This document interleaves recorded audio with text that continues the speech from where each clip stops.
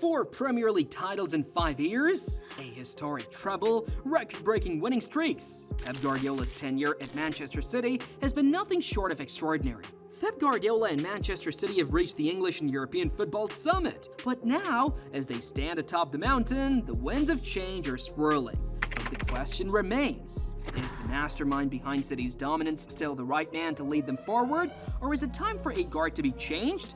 Let's find out. To truly understand Guardiola's impact at Manchester City, we need to start with the numbers, and they're staggering. Since his arrival in 2016, Guardiola has led City to an unprecedented era of success, including 5 Premier League titles, 2 FA Cups, 4 League Cups, 1 Champions League trophy, 1 UEFA Super Cup, and 1 FIFA Club World Cup. But it's not just about the silverware. Guardiola has transformed City's style of play, turning them into a possession-based juggernaut that often seems to defy the laws of football physics. The 2017-18 season is a testament to Guardiola's brilliance. His City side became the first team in Premier League history to reach 100 points, earning them the nickname the Centurions. They didn't just win the league, they rewrote the record books. The following year, City amassed 98 points, completing a domestic treble.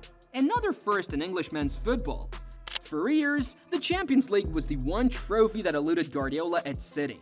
Critics pointed to this as a failure, questioning his ability to replicate his European success from his Barcelona days. But in 2023, Guardiola silenced the doubters. City defeated Inter Milan in a tense final, securing their first Champions League title and completing a historic treble. It was the culmination of years of work, proving that Guardiola's vision could indeed conquer Europe. Beyond the trophies, Guardiola's impact on the tactical landscape of English football cannot be overstated. His use of inverted fullbacks, false nines, and fluid positional play has influenced managers across the league and beyond. Take the 2022-23 season, for example. Guardiola's deployment of John Stones as a hybrid center-back and midfielder baffled opponents and pundits alike. It was a tactical masterstroke that played a crucial role in City's treble-winning campaign. Perhaps Guardiola's most significant achievement has been instilling a winning mentality at the club. City is no longer satisfied with merely competing, they expect to dominate. This shift in mindset has turned them into a footballing powerhouse that shows no signs of slowing down. The culture of excellence that Guardiola has cultivated permeates every aspect of the club,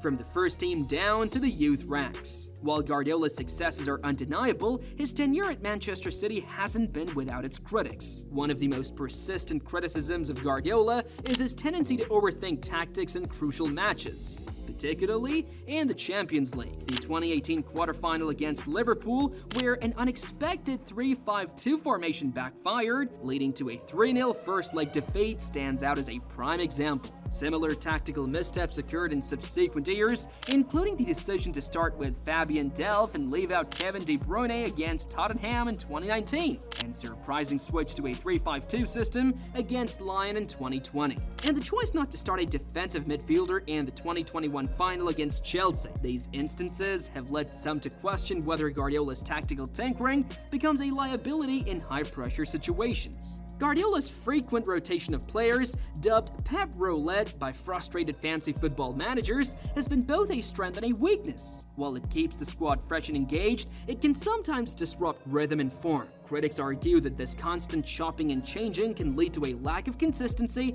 especially in crucial periods of the season. Despite City's dominance, they've shown vulnerability to counterattacks. Guardiola's high defensive line and commitment to attack can leave spaces for opponents to exploit. This was particularly evident in their shock 5-2 defeat to Leicester City in 2020 and in several Champions League exits. The Guardiola tax is another point of contention. This term, coined by critics, refers to the perceived inflation of transfer fees for players suited to Guardiola's system. The argument is that City often overpays for players who fit specific tactical roles, potentially limiting their flexibility and value in the transfer market. This ties into broader questions about the sustainability of the City's approach, both financially and tactically. Prior to their 2023 triumph, City's away form in the Champions League knockout stages was a significant weakness. Guardiola's teams often dominated possession, but struggled to translate this into goals and wins on the road in Europe. Early in his tenure, some critics argued that Guardiola's style wasn't suited to the physicality and pace of the Premier League. While he's since silenced many of these doubters, the criticisms resurfaced during City's disappointing 2019-20 season. This touches on a broader debate about the adaptability of Guardiola's tactics to different leagues and opponents. While Guardiola's tactical acumen and success are undeniable, there is another aspect of his tenure that's worth exploring: the emotional connection and perhaps lack thereof with Manchester City and its fan base. Despite his years at the club, Guardiola is still sometimes viewed as an outsider. Unlike managers who grew up supporting their clubs or played for them as professionals, Guardiola arrived at City as a hired gun, a world-class manager brought in to deliver success. His sideline demeanor, often one of intense concentration rather than passionate outbursts, can sometimes create a perception of emotional detachment. While this calculated approach has its merits, it can be a stark contrast to the animated touchline presence of managers like Jurgen Klopp or Antonio Conte, leaving some fans feeling a lack of emotional connection. Guardiola's strong ties to Barcelona, where he spent most of his playing career and began his managerial journey, have never fully faded. His occasional comments about potentially returning to the club one day have not gone unnoticed by City fans. Moreover, the frequent rotation of players, while tactically sound, can sometimes hinder the formation of fan favorites or cult heroes. The Pep roulette we discussed earlier doesn't just affect fantasy football managers, it can also impact the emotional connection fans feel with certain players who may not get consistent game time.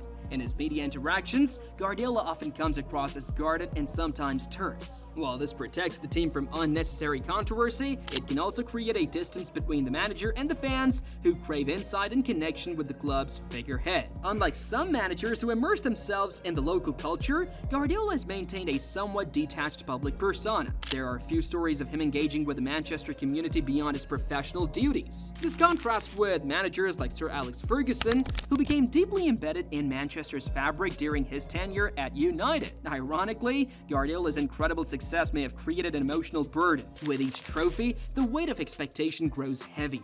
As we look to the future of Manchester City, we find ourselves at a crossroads. The decisions made in the coming months could shape the club's trajectory for years to come. The central question revolves around Pep Guardiola's future at the club, with two distinct scenarios emerging, one where he stays and another where he departs. If Guardiola decides to extend his contract, Manchester City will likely remain a dominant force in English football. His tactical understanding, combined with the club's financial muscle, could keep them at the top of the Premier League for years to come. Having finally conquered Europe, Guardiola might set his sights on building a Champions League dynasty. However, Guardiola would face significant challenges if he stays. Many of City's key players are approaching or have entered their 30s. He would need to oversee a squad transition, phasing out aging stars and integrating new talent. This process is never easy, even for a manager of Guardiola's caliber. On the other hand, if Guardiola decides it's time for a new challenge, City would face a different set of opportunities and challenges. Choosing Guardiola's successor would be crucial.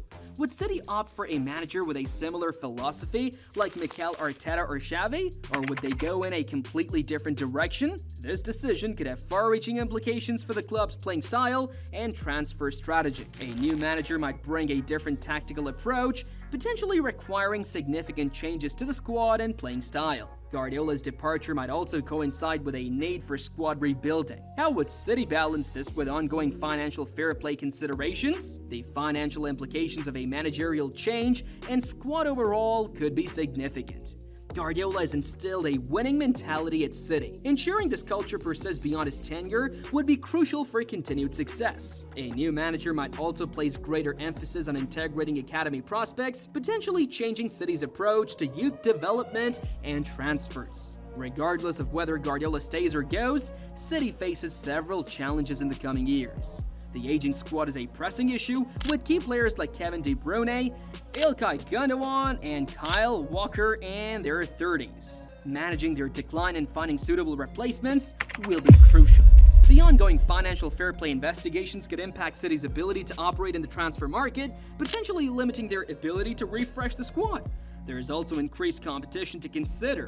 With teams like Arsenal, Liverpool, and Manchester United improving, maintaining City's dominance will become increasingly challenging. What do you think? Is it time for City and Guardiola to part ways, or is the best yet to come? Let us know in the comments below, and don't forget to like and subscribe for more in-depth football analysis.